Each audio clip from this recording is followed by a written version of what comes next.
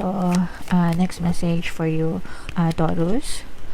Wow, Angel of Miracles, guys, no? This is manifestation, mga kapiksi. If you open your heart to miracles, to manifestation, definitely, kapag binubuksan mo yung puso mo, especially if you are displaying attitude of gratitude, mga kapiksi. Kapag palagi ka nagpapasalamat, you are grateful, guys, you are opening your heart, no, to blessings, to miracles, to manifestation. So, i-expect mo na talaga magagandang bagay na tila mga milagro sa buhay yung iyong ma-experience. So,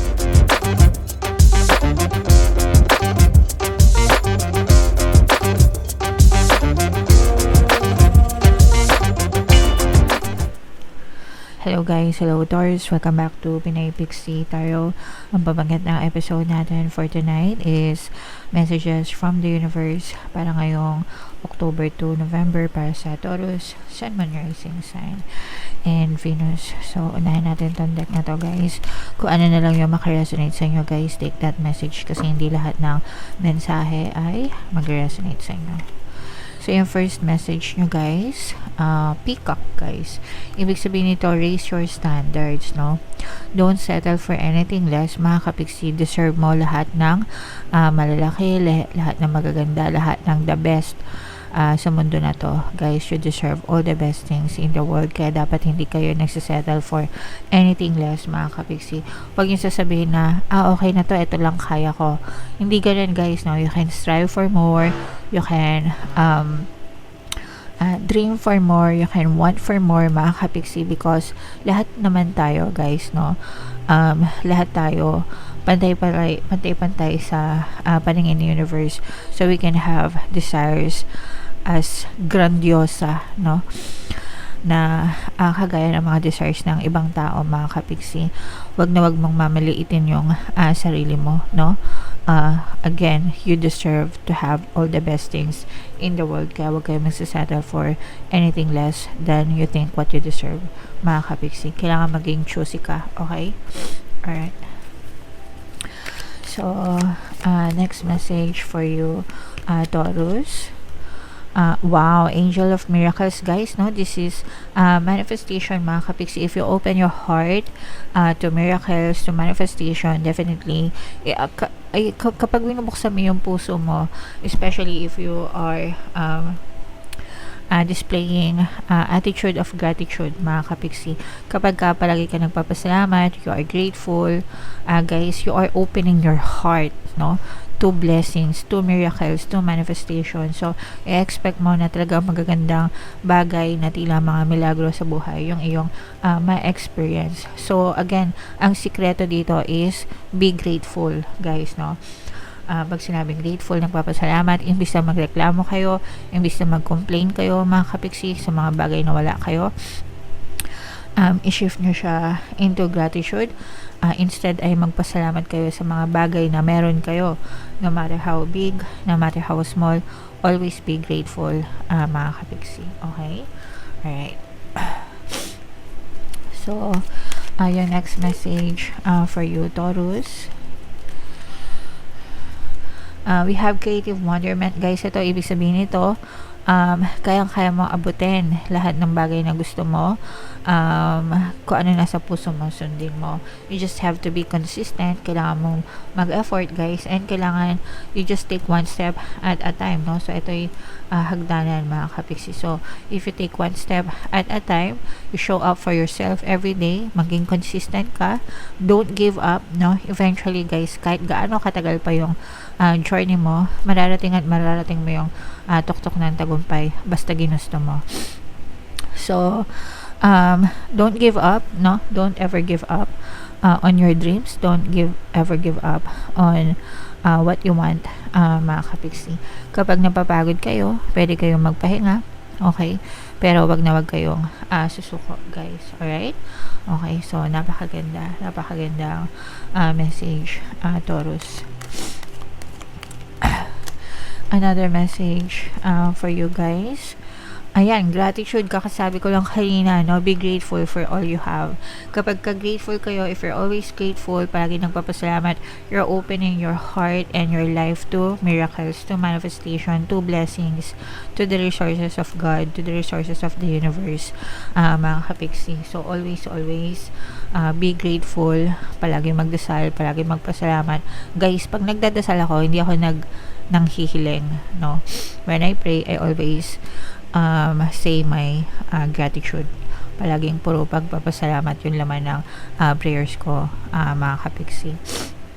So, I'm not saying na ganun lang din yung gusto nyo, ganun lang din yung gawin nyo, but that's my practice, no? Importante kasi talaga guys yung nagpapasalamat. So, kung gusto nyo gayahin nyo. But, whatever, any form of gratitude, as long as nagpapasalamat kayo, yun yung importante, yung gratitude, grateful heart, no? Kumbaga, nagpapasalamat ng buong buo, galing sa inyo, sa kaibuturan ng inyong mga puso, mga kapiksi. Alright? Okay. And another message for you, Taurus. Ito naman, friendship. Nurture your relationship, guys. Hindi lang sa friendship, no? Pero kailangan nating mahalin yung relasyon natin with other people, sa friends, sa family, sa neighbors, co-workers, colleagues, classmates, neighborhood, lahat na, mga kapiksi. We have to build a very strong connection with one another. Tayo din, same species, tayo dapat yung magkakampi. Hindi tayo dapat nag-aaway-away, guys, no? So, yeah, tell them how you love them, tell them how you appreciate them, diba? Especially yung most important ones, which is yung family, guys, and of course, friends. Okay? Alright. And another message for you, Taurus. Self-reliance. This is independence, no? Excuse me. So, wag kayong matakot na tumayo sa sarili nyong mga paa, guys. No, don't be afraid to fly solo. Don't be afraid to stand on your own 2 feet. Yung mga independent na tao, guys, most of the times, they are the successful people. Sila yung mga taong sumasukses talaga, nagsasucceed talaga sa buhay. Kasi hindi nila hinahayaan na madiktahan sila ng ibang tao na ganito yung gagawin, ganyan. Parang they embrace their own freedom and willingness to learn and to stand, mga kapisi. Therefore, gagawin talaga nila lahat para maging successful sila. Kasi yung success nila at saka yung failure nila, sa kanila din nakasalalay. So, pag sumakses sila, yung mga independent na tao, sila lang, nasa kanila lang lahat ng credits. Pero pag nag-fail sila lang din yung masisisi, diba? So, that's why yung mga independent people, most of the time, sumasukses yan kasi ayaw nila na masisi nila yung sarili nila in terms of failure, mga kapiksi. So, syempre yung independence, guys, it may take time, di ba? Syempre, hindi din naman madali maging independent. So, lakasan talaga ng loob, mga kapiksi. Pero, kung kinakaya ng iba, kakayanan nyo rin, guys. Yun yung pinaka-importanting mensahe dito. Kung nagagawa na ng iba na maging independent, kayang-kaya mo rin maging independent, kapiksi. Alright? So, yeah. Ito, guys, i-mind nyo na itong mga milagro na to, mga kapiksi, itong harmonious na relationship, itong mga desires, no? So, i-mind nyo na sa comment section, guys. Comment down below if naka-resonate kayo, and buno tayo ng isa pang card para sa inyong additional na mensahe. Habang sinashuffle ko to, guys, panoorin nyo muna yung video natin regarding sa ating paano mag-manifest ng abundance video course. Kapiksi, sawa ka na ba sa mga struggles at hirap sa buhay mo? Masipag ka ba at masikap sa buhay ngunit hindi ka pa rin umaasenso? Ilang beses ka na bang nag-attempt mag-negosyo at mag-invest pero palagi ka pa rin nalulugi? Sa pagkakataon na ito ay maaaring may subconscious beliefs ka na nagiging balakid sa iyong pag-unlad at pagyaman. Introducing, paano mag-manifest ng abundance video course. Dito ay matututunan mong ma-overcome ang mga balakid mo para tuluyan ka ng umunlad, umasenso, sumagana, maging matagumpay, successful at maswerte sa iyong kabuhayan, pera, trabaho, negosyo, salapi at kaperahan ng bonggang-bongga. Dali, mag-send na ng email sa pinoypixie@gmail.com at simulan na ang iyong pagyaman ngayon.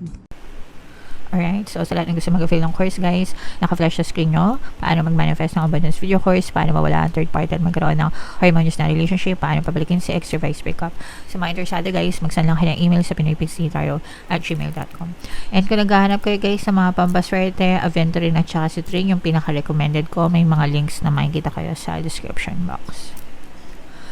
So, ito yung additional message. Your treasure is at hand. Actually, guys, yung kayamanan, yung treasure, yung resources, nasa paligid lang natin sometimes or most of the times, natitake for granted natin, no, overlook natin, hindi natin napapansin kasi masyado tayong abala, no, sa buhay-buhay natin.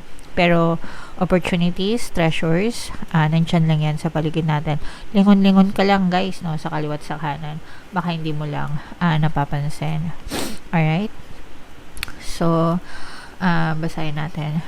Sure, you can always find prettier, handsomer, skinnier, wiser, richer, younger, zippier.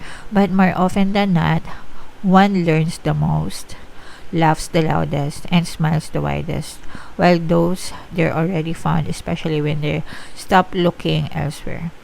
Actually, zippiers is on quite a few lists. So, eto guys, no, eto yung sample na pagdating naman sa love, no, minsan syempre naghahanap tayo ng maganda, gwapo, mabait, bata, mayaman, or whatever guys. Pero, sometimes yung totoong treasure, yung totoong tao nang mamahal sa atin, we often take them for granted. We often overlook them, di ba?